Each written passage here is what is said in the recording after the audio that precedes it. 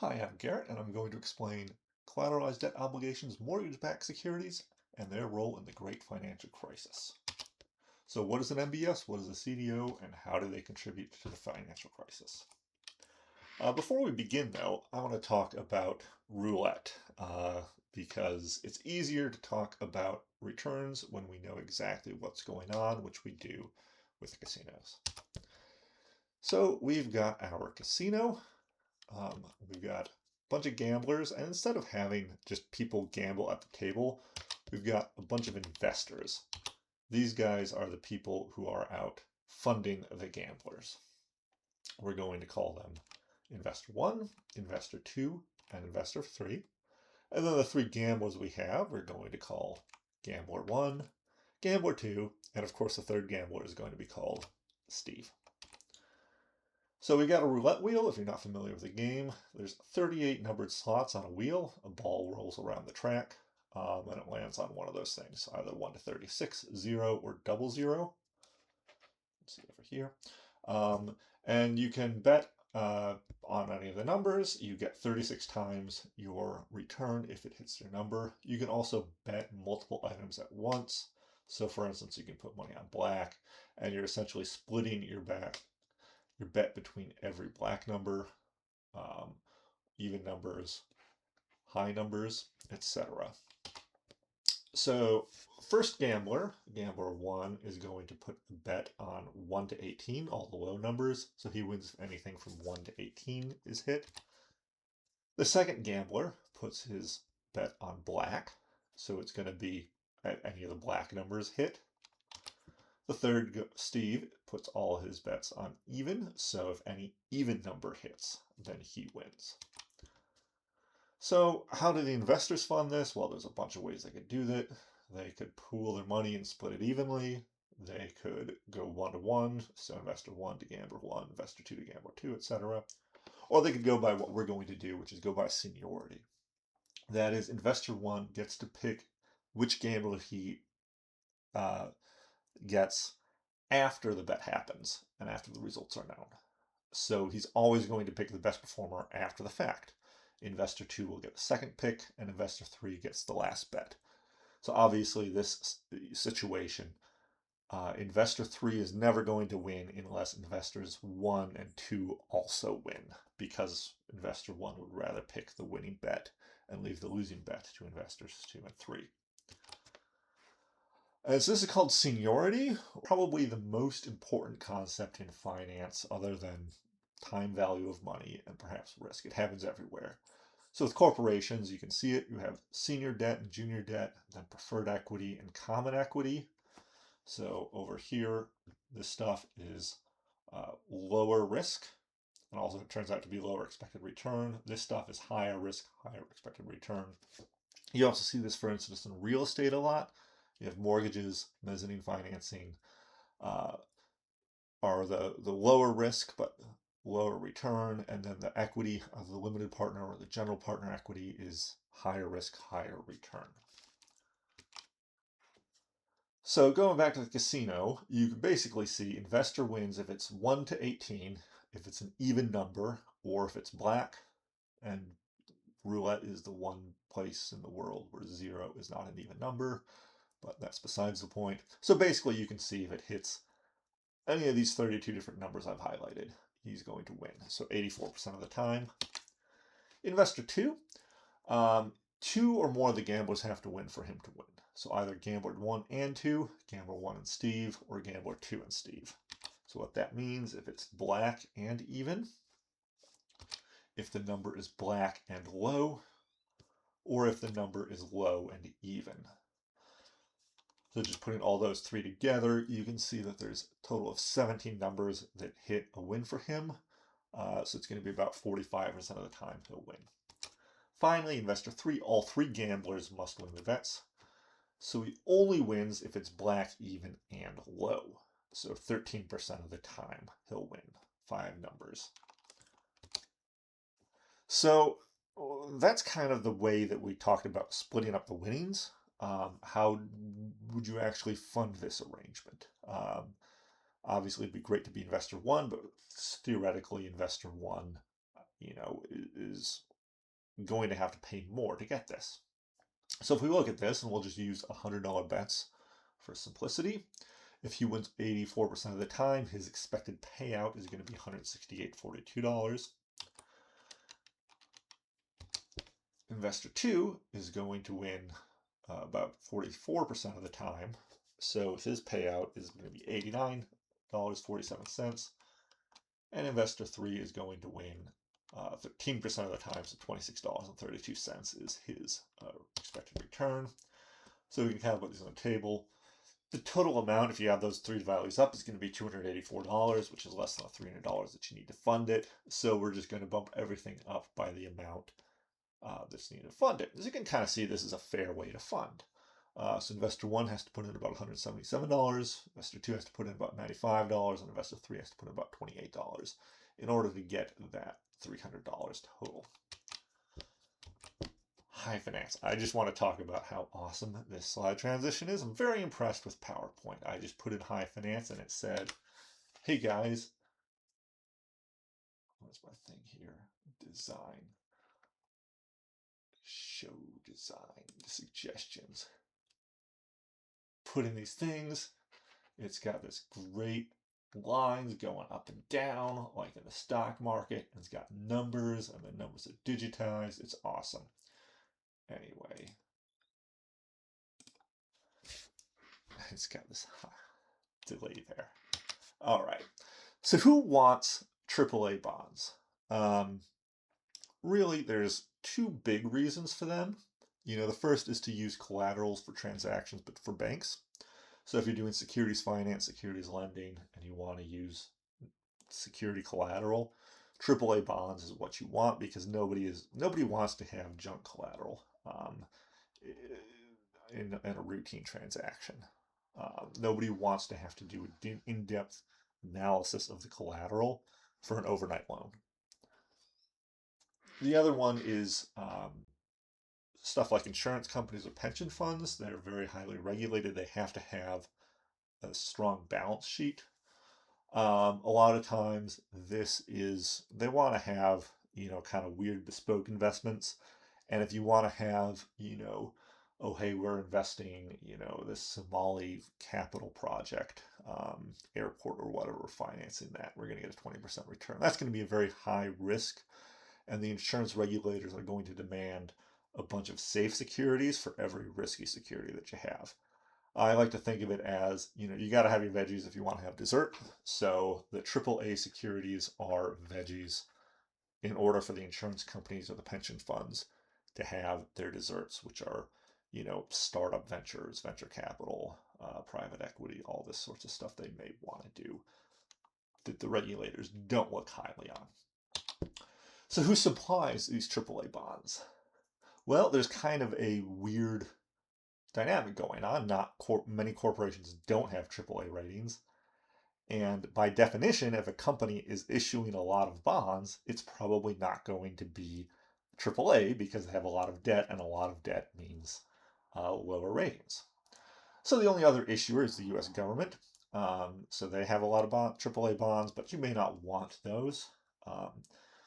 So they came up with this idea to basically create AAA bonds using something called securitization. So if you look at mortgages, you have a bank which makes a one-time loan to an individual to buy a house, and the individual makes monthly payments back to the bank. You probably understand what a mortgage is. They get the interest payments, but they lose money if the borrower defaults. Most people will pay the mortgages, even if the houses are underwater. They just don't want to move. They don't want to lose their house. The bank has collateral, and generally, at least at time of initiation, it's usually about 80% or less of the value of the home. So essentially, there's a 20% decline. It's kind of a buffer. And as a result, mortgages are pretty safe, but they're not bulletproof. They're not, AAA. But they want to turn them into these AAA securities, so they do what's called securitization. They issue bonds which are tied to these mortgage payments. And so basically, in our example, we'll split up 3 groups, 60, 30, 10. The first group gets all the money up to 60% of the payments. The next group gets all the remaining money up to 90%, and the last group gets whatever that 10% is left. It's kind of similar to the example we used in the roulette with the investors. So the first investor gets his pick, the second investor gets what's left, and the last investor, if anything's available, he'll usually lose. I like to think of it as the bank putting money into a bucket, and how full the bucket is determines whether or not you get paid based on where in the capital stack you are. This is kind of a visual way to look at it. You have a bunch of mortgages coming in over here. They're safe, but they're not bulletproof, and you're splitting into 3 different buckets. The very, very safe stuff, because what are the chances that these already fairly safe mortgages, all are going to go bankrupt, or, half of them are going to go bankrupt, and you're going to lose money on that. Then you have this second tranche. This is the junior tranche, which is somewhat safe, because maybe you're not going to get all your money back, but you're probably going to get a lot of your money back. And then you have this third tranche, which is very risky, which basically only gets paid if everybody makes the payments.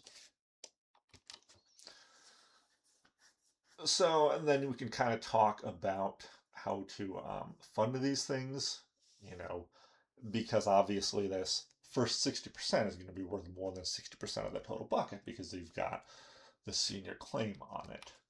So I just made up some of these numbers. You could kind of think of it. You can think of this very safe tranche as being worth $62. Somewhat safe is just same for $30, and the equity tranche is worth $8. Or you can think of this in terms of interest rates. And again, I just made these numbers up. They probably don't correspond to the numbers I have.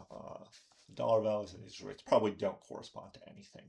But basically, if the underlying mortgage is 6%, you'd expect this AAA tranche to have a lower return, the junior tranche to have maybe the same or a higher return, and the equity tranche to have a very high potential return.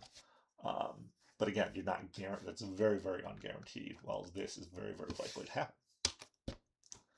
So what happens? We turned somewhat risky mortgages into 3 different types of securities: very safe mortgage-backed securities, somewhat safe mortgage-backed securities, and the risky equity-tranche securities. So we get a lot of this AAA securities, which is what we want. They're good for banks and insurance companies. And then we got some of the equity tranches. We can either sell those to like hedge funds, or keep them as kind of lotto tickets, the underlying banks. But then what do we do with the BBB securities? We don't really want them. They just kind of got created through the process. Well, we securitize them. So we take the mortgage-backed securities, the BBB tranche of that, and we put them into a bucket. And how far the bucket is filled determines how much which people get paid.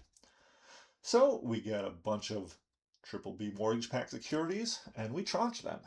This turns into 3 tranches. We get very safe tranche, somewhat safe tranche, and the very risky equity tranche.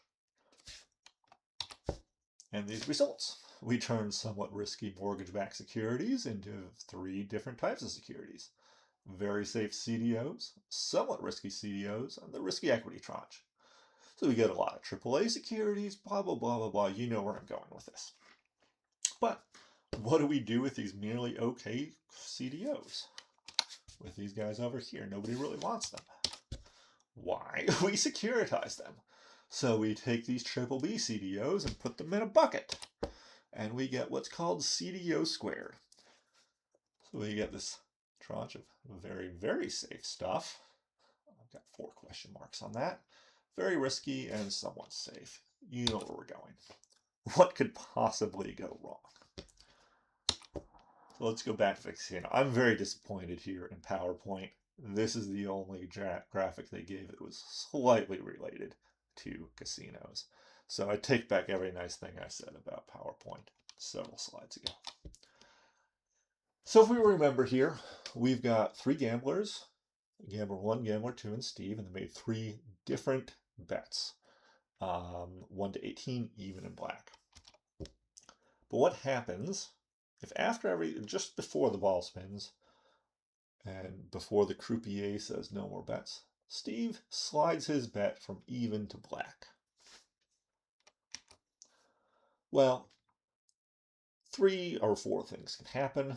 If the number is low but not black, So in any of these, the gambler 1 is going to win, which means investor 1 wins and investors 2 and 3 don't. If the number is black but not low, that means gambler 1 loses, but gambler 2 and Steve both win.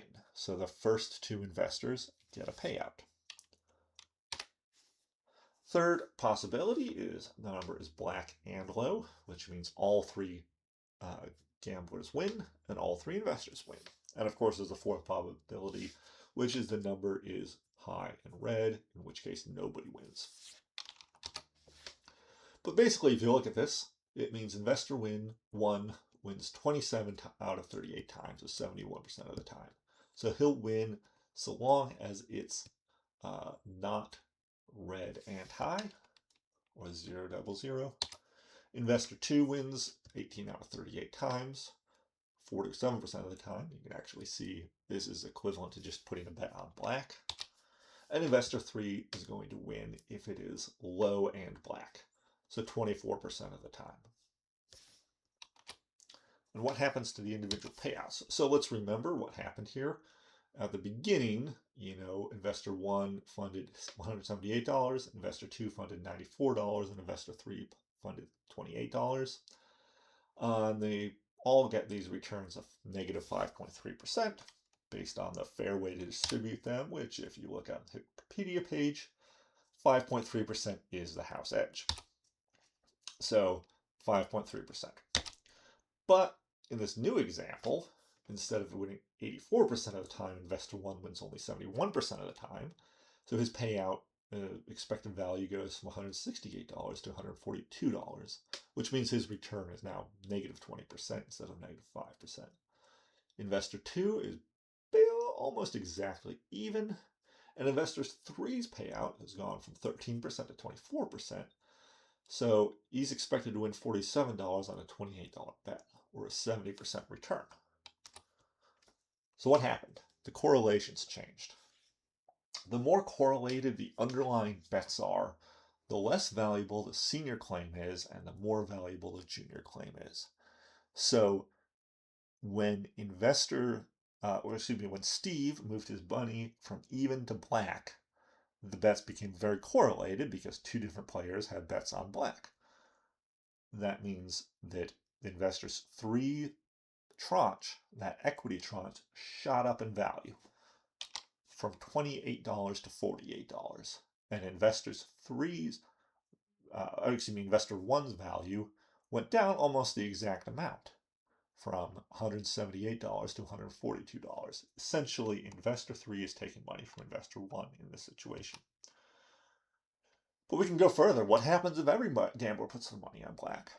Well, if that happens, it's very easy to see, either all 3 gamblers win or all 3 gamblers lose, in which case there's no point to securitization. Every investor is putting their money on black. And then we can also get the reverse. What happens if gamblers put their money on low, red, and black? Well, the only time investor 1 is ever going to lose is if the ball hits 0 or double 0. Otherwise, every number is either red or black, so he's always going to win. So the value of his investment goes up. In fact, if you look at the history of how people understood finance, the Black-Scholes-Merton equation was basically created by them figuring out options pricing these 2 exactly opposite occurrences. And so they were able to exactly basically turn options into a risk-free investment. I'm not going way afield here, but having these perfectly anti-correlated things removed all the risk from options, which allowed them to create an option pricing model. It's complicated. But the key takeaway here, in the securitization process, the risk-return ratio for any individual tranche is affected by the correlation between the underlying assets as much or more as the performance of the underlying assets. That's just the key. The correlation is as important or more important than the underlying performance. So let's go back to the finance world. How do you price a mortgage-backed security or a collateralized debt obligation? Well, you look at the interest rates and you look at the percent of borrowers who don't pay, the default rate, and the value that you can recover when a borrower doesn't pay based on the home values. And then finally, the correlations between the payments of different mortgages and the correlations between the default rate and the home value. So basically, if you have, a market where it's not very healthy, a lot of people are defaulting, but it's not really tied to any ongoing world events. Just 20% of the people aren't going to pay their mortgages. So long as you know that, you can make a very safe security because, sure, 20% of people aren't going to pay. You don't know which 20%, but statistically speaking, you can build a very safe item. But when things are based on, global economics, in a recession, everybody gets hit. So you can't build those safe things. And that's kind of the point, is that, the default chance and the recovery amounts are correlated. And everybody building these things knew this. Nobody was taken aback by this. Everybody knew that the mortgages were correlated with one another, and everybody knew that mortgages non-payment is correlated with home prices. But they just kind of slightly misunderestimated it. In a global recession, everything bad happens more often. People are more likely to lose their jobs and home values go down. So in 2008, default values rose and home values decreased at the same time. And again, it's not that nobody saw this happening, it's that they slightly miscalculated in these models. So my question, using your intuition, what happens to the AAA tranche of a CDO when the correlation, which you thought was maybe 0.2, really turns out to be 0.23? You don't know. You can't intuit that. You can't really even build a model on that. Suddenly, nobody knows what these correlations are. Nobody's models for valuing these things work. So nobody understands how to value these assets. And because nobody understands these things, they become useless for their main purpose, the plumbing, of the finance system. And again, it's not that these AAA securities are worthless. They might be worth 95 cents on the dollar. It's that nobody wants to use them as collateral because, again, if you're doing an overnight loan, you're not making much money on an overnight loan. So you don't want to take any risk. You don't want to use any effort to try to understand something. Basically, the plumbing of the financial sector no longer works. Everybody's balance sheet deteriorates at the same time. Everybody tries to pile into safe assets and get out of these toxic assets at the same time. Everyone's a seller and no one's a buyer. So really, at this point, that's the trigger that caused the great financial crisis, is that the plumbing, and I hate to use an analogy here, but I guess I will, the plumbing of the financial system no longer worked.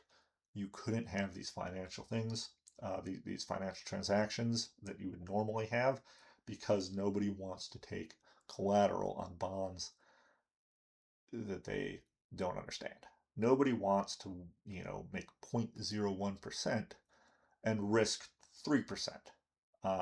Everybody shuts down at the same time. That's basically what caused the 2008 global recession. So I'm going to end it there. Hopefully you learned something, but the point isn't necessarily that, nobody knew these things. It's that the models that they did build, which they understood, just weren't quite complicated enough, which led to securities becoming worthless, not on paper, but worthless for the purposes for which they were built. And that just derailed the economy. Anyway, hope you enjoyed this. If you did, text me while I'm recording this. But if you enjoyed this, like, comment, subscribe, etc. Thanks. Bye.